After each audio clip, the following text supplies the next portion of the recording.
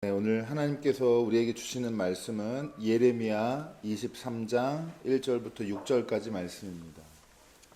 예레미야 23장 1절부터 6절까지 말씀을 제가 읽습니다.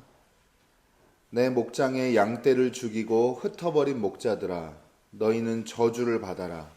나 주의 말이다. 그러므로 나 주 이스라엘의 하나님이 내 백성을 돌보는 목자들에게 말한다. 너희는 내 양떼를 흩어서 몰아내고 그 양들을 돌보아 주지 아니하였다. 너희는 그 악한 행실을 내가 이제 벌하겠다. 나 주의 말이다. 이제는 내가 친히 내 양떼 가운데서 남은 양들을 모으겠다. 내가 쫓아냈던 모든 나라에서 모아서 다시 그들이 살던 목장으로 데려오겠다. 그러면 그들이 번성하여 수가 많아질 것이다.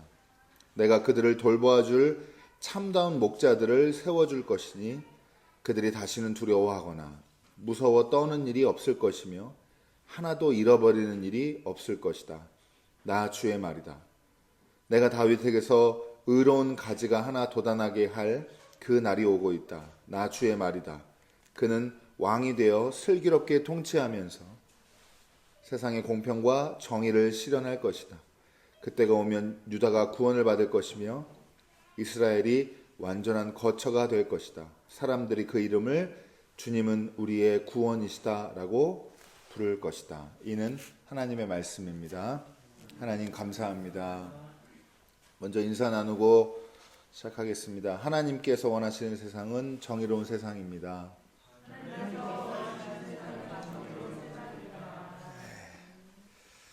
오늘은 왕이신 그리스도의 주일이고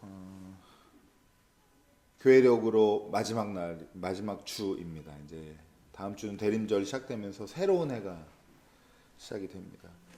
그래서 예배를 통해서 우리의 왕이 되심을, 예수님께서 우리의 왕이 되심을 고백하는 그런 시간 되기를 바라고, 제가 간단히 이 왕이신 그리스도의 주일이 어떻게 제정이 되었는지 좀 말씀을 좀 드리도록 하겠습니다.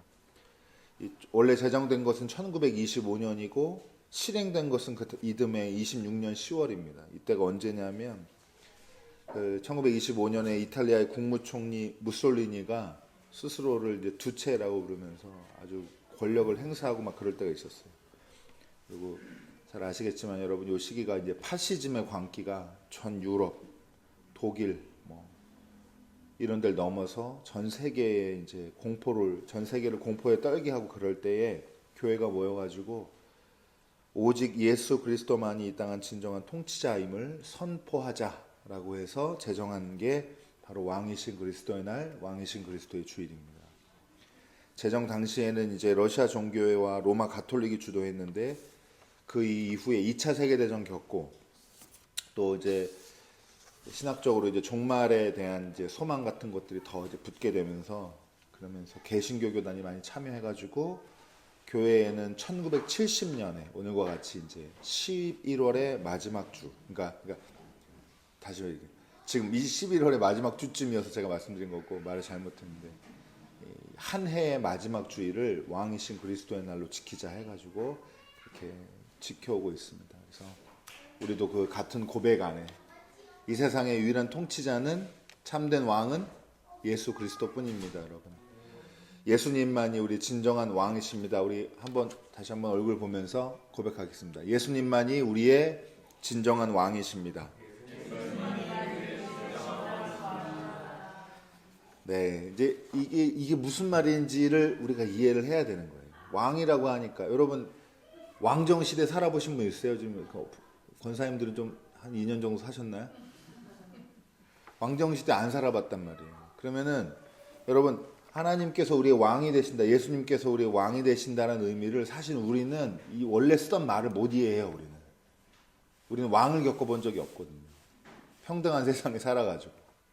그러면 이게 시대적인 착오냐, 아니면 민주주의랑 다른 어떤 방식으로 좀 구현해내자는 거냐, 예수님의 왕 되심을 그런 의미가 아니고, 그때 이제 어쨌든 새롭게 오늘날에 맞게, 우리 처지에 맞게 또 해석하는 노력도 필요하고, 교회 내에서, 공동체 내에서 그거를 어떻게 의미 있게 받아들일지를 같이 제가 방향을 한번 정해드리고 싶은데, 우선은 오늘 본문 말씀은 어떤 말씀인지 좀 잠깐만 말씀을 드리면, 여러분 예레미야 제가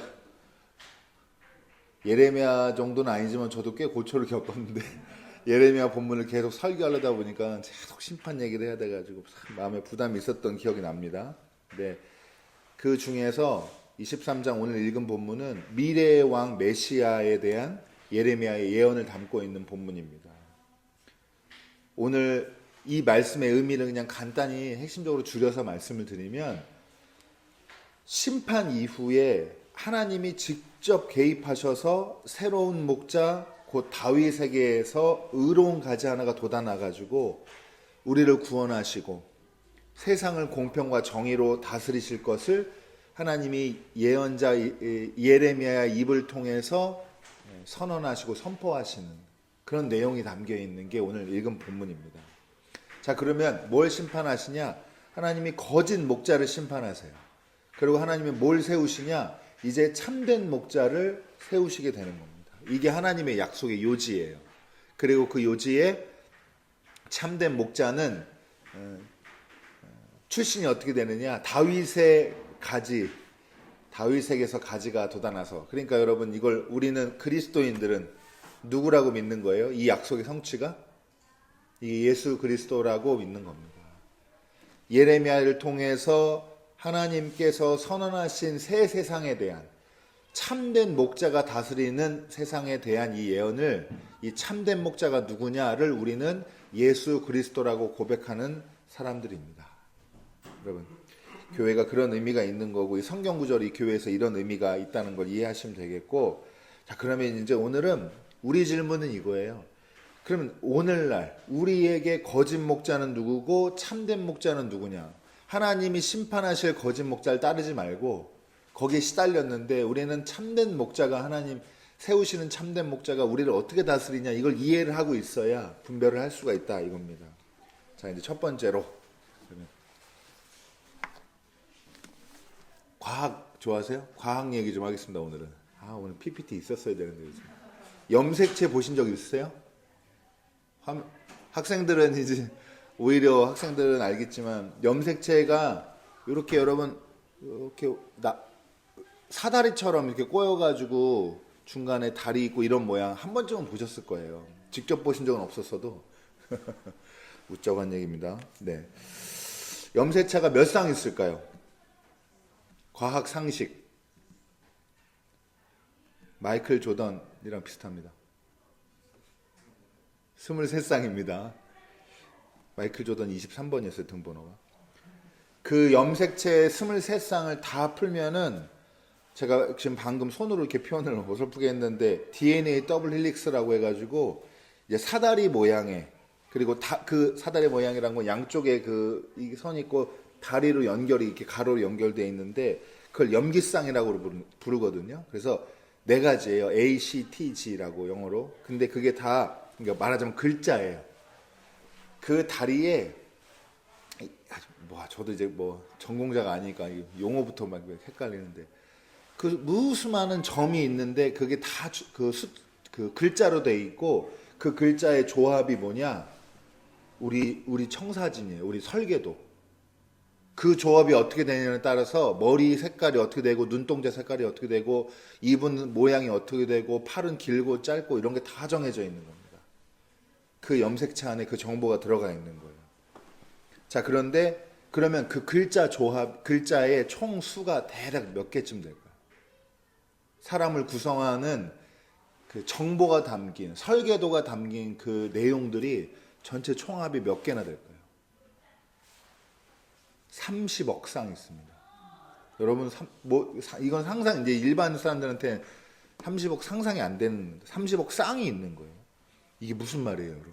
이렇게 많다는 거. 사람을 구성하는 설계도의 내용이 이렇게, 이게 가지수가 엄청나다, 이건 무슨 말이에요?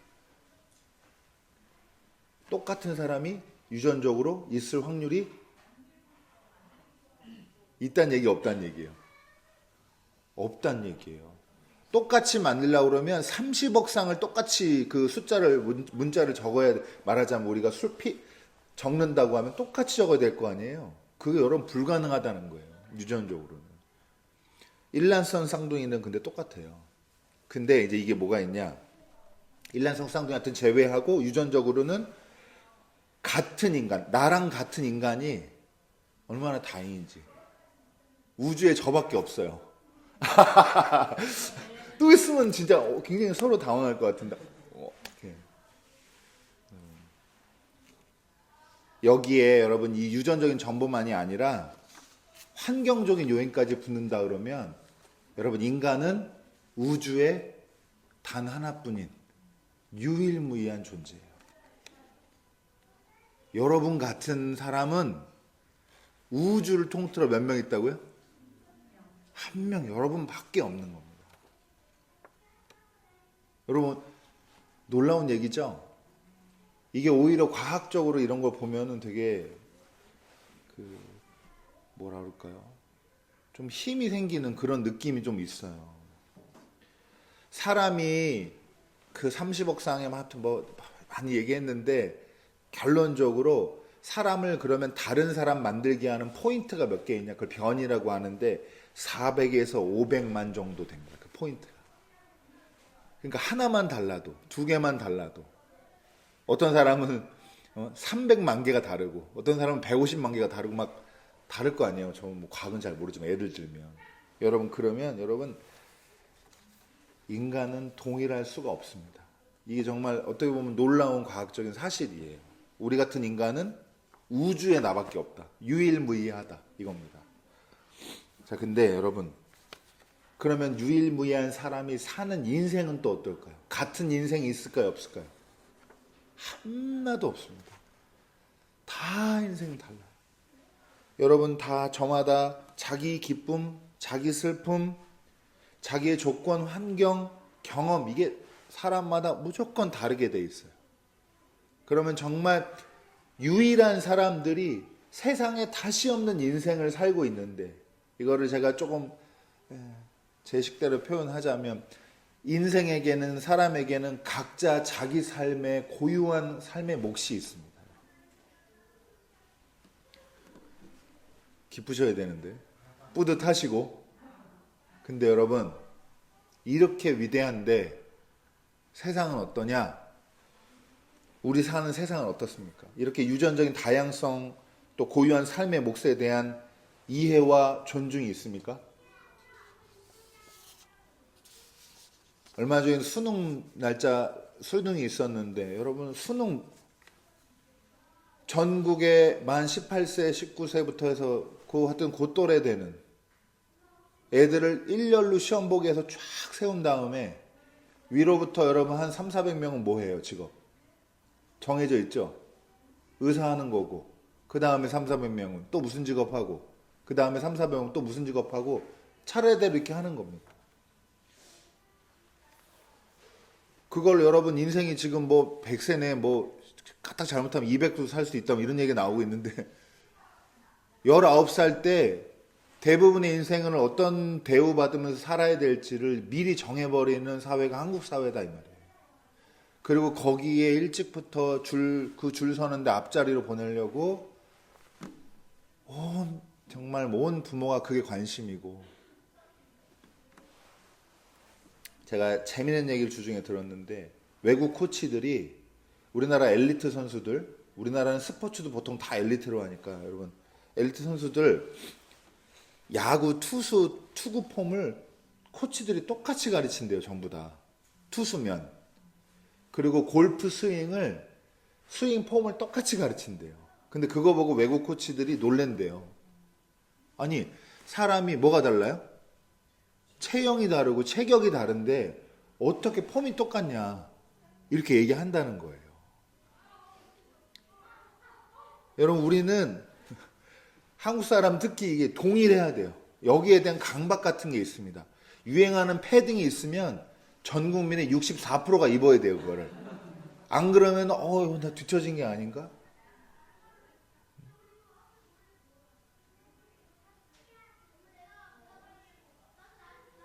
제가 그분이 여기 계셔가지고 자세하게 얘기는 못하겠지만 제가 어디 가서도 한번 그랬어요. 학교 선생님들한테 그러면 선생님들 힘들다고 하는데 학생들이 자 주목하면 뭐 무슨 뭐 네 선생님 뭐 공부할까요? 뭐 이렇게 전부 다 전교생이 이래 보세요. 여러분 그럼 그거 행복할까요? 교사로서 자녀들이 자 지금 1어까지만 했는데 벌써 4명 일어나가지고 뭐 어떻게 세수부터 할까요? 뭐 어떻게 해요? 막 이렇게 막 엄마 아빠 말이 아주 껍벅 죽어가지고 이런 세상 만들면 여러분 그게 행복한 어른들이 진짜 뿌듯하고 막 보람될까요? 아니에요. 아닌데 가정에서부터 삶에서부터 다 정답이 있고 다 어떤 표준적인 모델 삶의 길이 있어서 그걸 안 따라가면 엄청 불안합니다. 요맘때 뭐 못하고 이러면. 그러니까 여러분 그 결과 이렇게 세상이 다양성 존중하지 않고 세상에 답이 있고 그 답 위에서 위로 앞자리로 가라고 자꾸 모든 사회에서 부추겨요. 그렇게 하는 세상, 이 다양성에 대한 존중이 없는 이 세상, 한 줄로 사는 세상에서 그래서 대표적으로 나타나는 특징이 뭐냐? 우리나라에서 뭐예요? 청소년 자살률 1위, 무기력하고. 그러면 여러분 젊은 사람들은 일본에 뭐 오타쿠가 있다더라 욕할 게 아니에요, 여러분.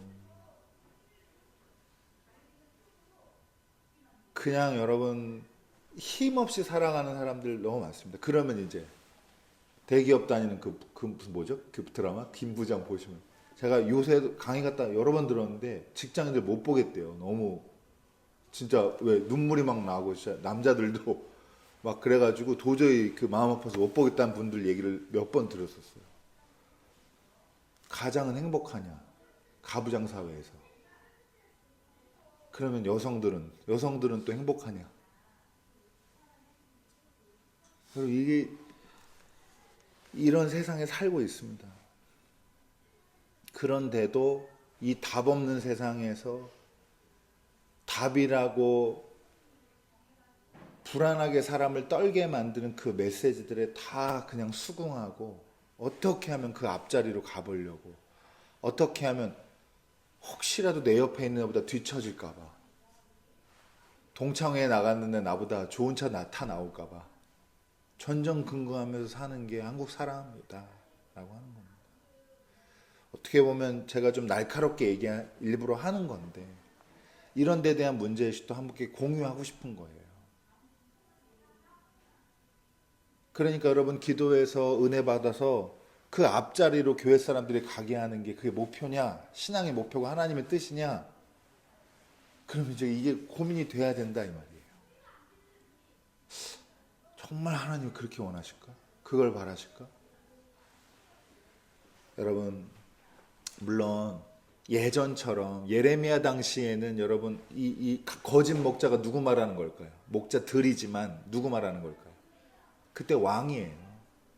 왕이 하나님의 뜻에 어긋나고 하나님과 이 마음을 이해를 못하고 자기 백성을 안 돌보고 우상 숭배하고 죄짓게 만들고 돌보지 않고 죽게 흩어지게 하니 이렇게 되니까 그게 이제 그 왕들을 갈아치우겠다고 하는 게 하나님의 선언인데 선포인데 여러분 그럼 우리는 왕이 없는 시대인데 그럼 우리한테 거짓 목자가 누구냐 이 말이에요. 그래서 엉뚱하게 맨날 이거다 저거다 그러는데 이렇게 여러분 이 복잡해진 세상에서 거짓 목자를 딱 어떤 개인 누구 이름 딱 나오게 그렇게 보기는 어려워요. 근데 이 거짓 목자가 누구냐? 이제는 여러분 개인의 차원을 넘어서 문화로 혹은 사상으로 이 세상에 아주 뿌리 박혀 있다는 걸 여러분 이해를 하셔야 됩니다. 온통. 여러분 예레미야 23장 1, 2절에 이렇게 되어 있습니다. 내 목장의 양떼를 죽이고 흩어버린 목자들아 너희는 저주를 받아라. 나 주의 말이다. 그리고 그러므로 나 주 이스라엘의 하나님이 내 백성을 돌보는 목자들에게 말한다. 너희는 내 양떼를 흩어서 몰아내고 그 양들을 돌보아 주지 아니하였다. 이 악한 행실을 이제 벌하겠다라고 하나님 말씀하신 건데 하나님이 이렇게 직접적으로 개입하셔서 참된 새 목자를 세우십니다. 그리고 그 목자가 누구냐? 여러분 어떤 분이냐라고 설명하는 게 3, 4절에 나와 있는데 이제는 내가 친히 내 양떼 가운데서 남은 양들을 모으겠다. 하나님이 모으시겠다. 돌보지 않아가지고 다 흩어지고 죽게 되고 남은 게 있어요. 그래서 그걸 다 모으고 내가 쫓아냈던 모든 나라에서 다시 불러가지고 다시 그들이 살던 목장으로 데려오겠다. 그러면 그들이 번성하여 다시 수가 많아질 것이다. 내가 그들을 돌보아줄 참다운 목자를 세워줄 것이다 하는데 뭐라 그러냐? 그들이 다시는 두려워하거나 무서워 떠는 일이 없을 것이다. 공포로 불안으로 돌보지 않기 때문에 방임받았다. 무섭게 정치하기 때문에 공포에 떨게 하는 그런 정치가 아닌 거고요. 어떤 정치냐? 하나도 잃어버리는 일이 없을 것이다. 나 주의 말이다. 이렇게 되어 있습니다. 그래서 오늘 말씀 제목이 뭐냐? PPT가 없어서 안 보였지만 하나도 잃지 않는 목자입니다. 하나도 잃지 않는 목자. 여러분, 하나도 잃어버리는 일이 없을 것이다. 이렇게 이 구절을 읽으니까 저도 그렇지만 여러분 떠오르는 게 있죠. 예수님의 잃어버린 양 한 마리 찾으러 가는 비유. 여러분 떠오르시죠? 바리새파 사람들이 또 율법학자들이 예수님이 세리와 죄인들과 먹고 마시는 걸 보니까 꼴보기 싫어가지고 투덜거려요. 그랬더니 예수님이 하신 말씀이 그 비유입니다. 너희 가운데 어떤 사람이 양 100마리를 가지고 있는데 내용은 다 아시죠? 99마리 남겨두고 한 마리 찾아서 헤매다가 찾으면 너무 기쁘다 이 얘기인 거예요. 그래서 회개할 것 없는 99명보다 회개할 거 있는 회개하는 죄인 한 명이 훨씬 더 기쁘다. 이 얘기를 하시는 겁니다. 여러분 이거는 99마리를 남겨두고 한 마리를 찾으러 가는 이 이야기는 단순히 세상에서 한 마리가 얼마나 귀한 줄 아느냐 이런 차원을 넘어서서 여러분 이렇게 읽으셔야 돼요. 내가 99마리의 입장에서 듣는지 한 마리의 입장에서 듣는지 해석이 달라집니다. 여러분 예수님의 이 잃어버린 양 한 마리 찾아 나서는 비유는 99마리 입장에서 들으면 어때요? 기분이 좋을까요? 나쁠까요? 나쁘죠. 왜 저래? 이러고 한 마리라고 생각해보세요. 내가 늘 한 마리라고 생각하는 사람인데 예수님이 한 마리 찾아 나선다 그러면 기분이 어떨까요? 이제 여기서 이제 여러분 기독교 신앙의 신비가 있는 겁니다. 그 사람은 이런 얘기 들으면 9마리 속에서 소외되어 있다가 예수님이 나를 보고 하시는 말씀이라고 느끼는 그 말씀을 만나게 되면 하나님이 나를 잊지 않으셨구나. 하나님이 나를 기억하는구나. 나를 사랑하는구나. 나를 끝내 찾는구나. 라고 이제 이 말로 할 수 없는 감격과 감사로 이 말씀을 듣게 된다라고 하는 겁니다. 하나님 어떤 분이냐? 하나도 잃어버리지 않는 분이에요. 욕심이 많으셔서 안 잃어버립니다. 잃어버리면 하나까지도 찾아내시는 분이 하나님이십니다. 예수님은 어떤 분이냐? 99마리라고 생각하는 사람들 속에서 소외된 그 한 마리를 들어 올리는 분이 예수님이고 그 예수님의 마음이 그런 거다라고 하는 겁니다. 여러분, 심판을 위한 심판은 없습니다. 심판하기 좋아하셔서 예수님이 하나님이 폭력 성향이 있어가지고 한번 한타까리 해야겠다 이렇게 해서 하는 게 아니라 여러분 심판을 통해 우리가 기억해야 될 건 우리 사는 세상에서 무엇이 심판되어야 될 요소인가입니다.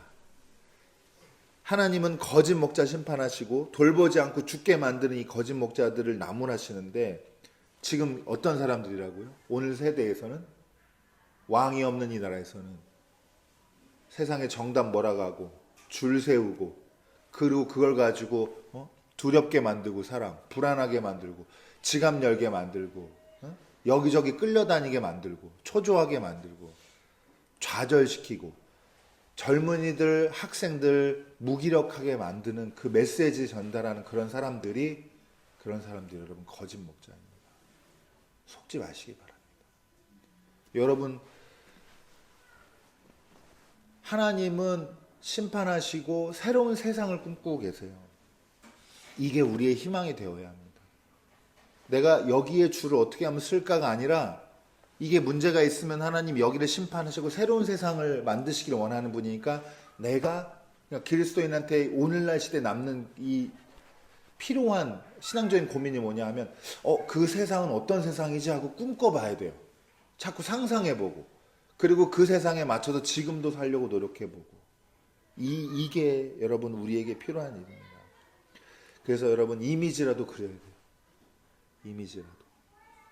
이미지가 실현이 안 될 수도 있죠. 그러나 여러분 이미지라도 안 그리면 그 남은 세상에 기존에 있던 세상의 위력 앞에서 살아남을 인간이 없는 겁니다. 압도되고 말아요. 개인으로서는. 여러분 이제 마지막으로 가겠는데 하나님, 예수님 어떤 분이냐? 하나도 잃어버리지 않는 분. 잃어버린 한 마리 찾아 나서는 분입니다. 이런 분이 우리의 왕이시고 세상에 공평과 정의를 실현하겠다고 이렇게 말씀하신 분입니다.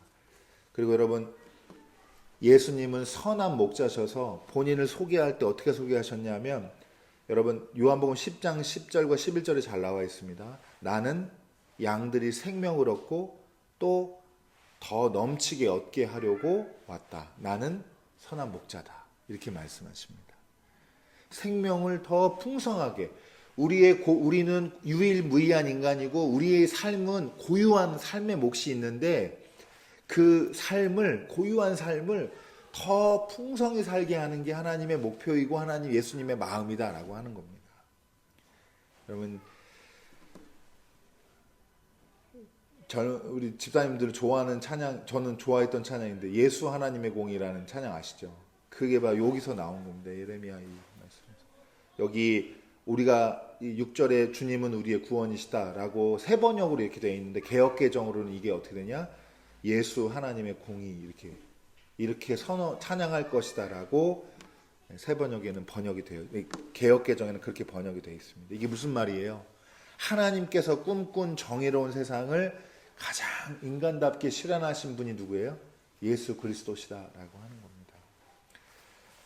자, 이제 다 왔습니다. 여러분, 사랑하는 여러분, 우리는 모두 우주에서 유일무이합니다.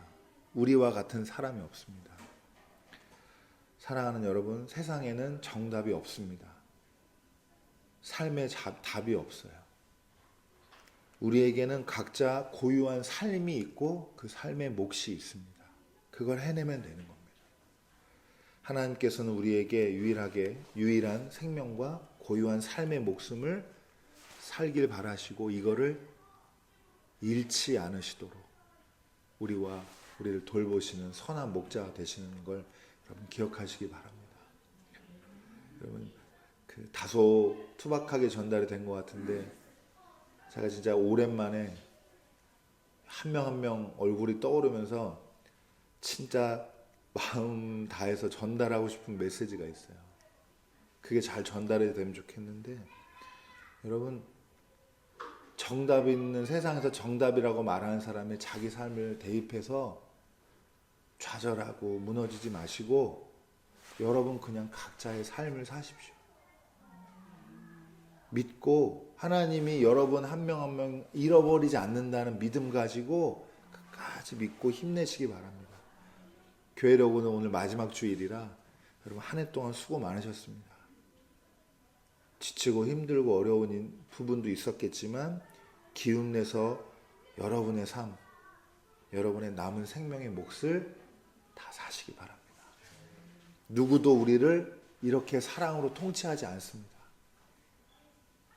너 그따로 살면 망한다? 맨날 이런 얘기나 하지. 지금 뭐 안 하면 애들 10년 후에 어디 있을 것 같아? 이런 얘기나 하지. 누구도 우리를 사랑으로 통치를 안 하는데 오직 우리의 왕이 되신 예수 그리스도만이 여러분 각자의 생명의 몫을 존중하고 우리를 사랑과 은혜로 날마다 이끄시는 참된 목자이십니다. 아멘. 여러분 기도하겠습니다.